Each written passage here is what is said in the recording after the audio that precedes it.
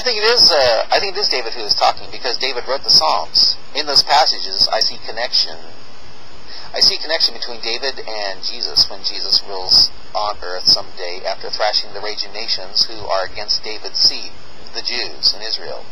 To me, David is anointed to help bring about Jesus. Jesus, in a way, is a direct descendant of David, and he will rule on the throne of David during the millennium. In other words, rule in Jerusalem. That's what I see those passages as. All right, so it is David who is speaking. That's just my point. That's just my point. He is talking. He himself says, quote, "It was said to me, you are my son today. I have begotten you." Unquote. He says, prophetic. It was said to him that he was God's son, begotten that day. He isn't speaking of another, but himself. Where does he say, quote, "It was said to me"? But hey, I'll take your word, okay? I'll see it as talking to David, but I'm also seeing it as prophetic when Jesus rules on earth after the Muslims, nations, are raging against the Jews of Israel. He says, the Lord said to me, unquote, in verse 7 of chapter 2, "Just so you know, but if you accept it as talking to David, then he was called God's son, begotten, the firstborn." What then is the meaning of this? God seems to be spreading the term around quite a bit. I say the meaning as it relates to Jesus is the same as the others. And the reason only John and none of the other earlier writers say such a thing, or show Jesus as saying it, is because it originates with John. It still sounds like it's prophetic and a description of Jesus in the millennium. But of course, a Mohammedan will not be able to see it that way. And again, I'm noticing that you are trying to avoid talking about blood atonement of an innocent animal being shed for sin, and the idol that was used as effective snakebite medicine. How come? You don't have to answer.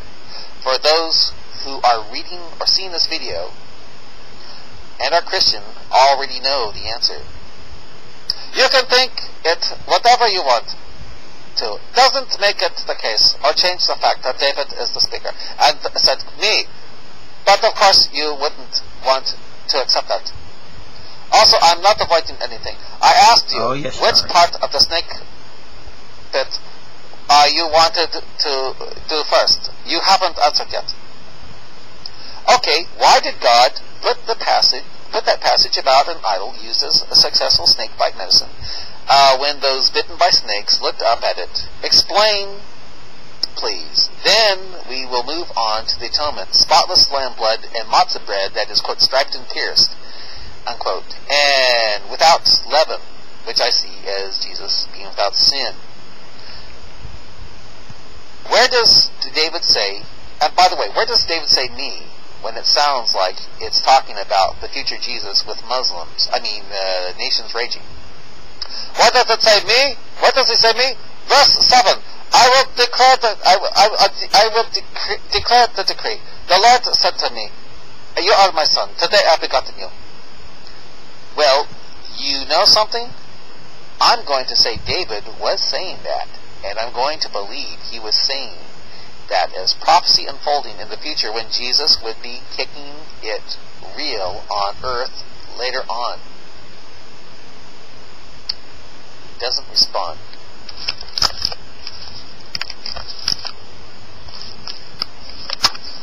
Hey, if you want to believe David is equated with Jesus, go ahead. I see that psalm as prophetic.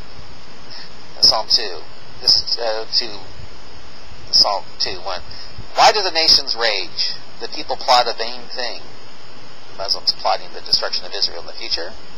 The kings of the earth take a stand, and the rulers take counsel together against Yahweh and against his anointed.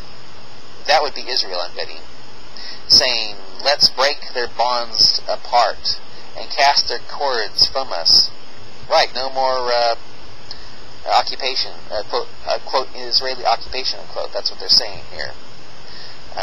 It's talking about, to me, that's just talking about the Muslims in the future, right, which is now saying, let's break their bonds apart. You know, they're talking about Israel. He who sits on the heavens, will laugh. That's God. That's Adonai, I bet. Adonai. The Lord will have them in derision. Those who tried to destroy the Jews in Israel. Then he will speak to them in his anger and terrify them in his wrath. Has God talked to you yet, my friend? Goes on. This is Psalm 2, verse 6. Yet I have set my king on my holy hill of Zion. Jesus during the millennium, I believe. I will tell of the decree. Yahweh said to me, you are my son. Today I become your father. I could be talking about Israel in the future. Israel viewed as a male. Israel is viewed as a male sometimes. 2:8. Ask of me, and I will give the nations for your inheritance. Yeah, in the future, God gives the Holy Land to Israel, the Jews. The uttermost parts of the earth for your possession goes to Israel in the future, I believe.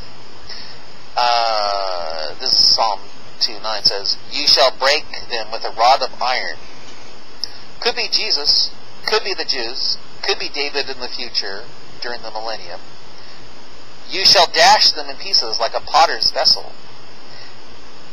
Maybe Israel, this is Israel using the Samson option, you know? When it becomes the son of God, or when God becomes their father. Psalm 2 verse 10 now says, now therefore be wise, you kings, be instructed, you judges of the earth. Serve Yahweh with fear, and rejoice with trembling. It sounds like Adonai became a little Allah-ish here. Give sincere homage to the Son. And that's capital S, Son. Jesus during the millennium, I bet. Lest he be angry. Give sincere homage to the Son, capital S again. Lest he be angry, and you perish in the way. For his wrath will soon be kindled. Yeah, it sounds like kicks butt at the end of the millennium. It sounds when Satan is loosed. Blessed are all those who take refuge in him. Right. You want to be on the side of Jesus during the millennium. Or else, it sounds. Okay, it sounds like it's future prophecy to me, and the millennium, when Jesus thrashes those raging nations, I'm taking as Mohammedan nation, since they want to cut off Israel from being a nation, who fight against Israel at his coming. And then sets up the Davidic kingdom with the rod of iron. I could be wrong, but that's what that psalm sure sounds like to me. By the way, I notice you really are trying to change the subject to David rather than talking about the idol being used as effective snakebite medicine, or what, quote, blood atonement, unquote, means to you, or the spotless lamb blood if Christianity was a lie. Guess what? I'm going to keep on booting you in upraised patootie and prostration until I'm going to keep on booting you with these facts until you answer me why those should be in Allah's word, unquote, if Christianity is false. Which do you want to cover first? The snake bite, the blood atonement, or the lambs?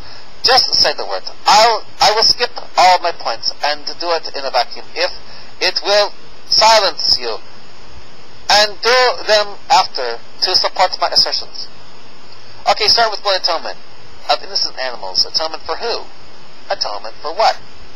Then the idol being used as a successful snakebite medicine. Why should an idol be successful in keeping snakes from killing the Israelites? Then we'll turn to the Passover and the spotless lamb blood and the striped and pierced bread on Passover. The bread that didn't have any leaven in it, okay? He doesn't respond. Okay, another time he says here.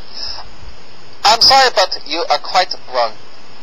Let's look at the facts. The speaker in Psalms is David, or God. By the way, David. So look in Psalm 2. He said, the Lord said to me, He hasn't put the decree on anyone else. It was said to Him. This is further supported by Psalm 89, 35 to 27. It says David is his firstborn. So David was most certainly called the Son of God. With mercy on him. You say Psalm 2 is about Jesus, but David is clearly speaking of himself. The Lord said to me, you want to say, okay, one, the Bible does not have Jesus and God incarnate, but we'll go to that. We'll go over that. And I can show you scriptures that show that Jesus is God incarnate. Why would Jesus say, if you see me, you've seen the Father?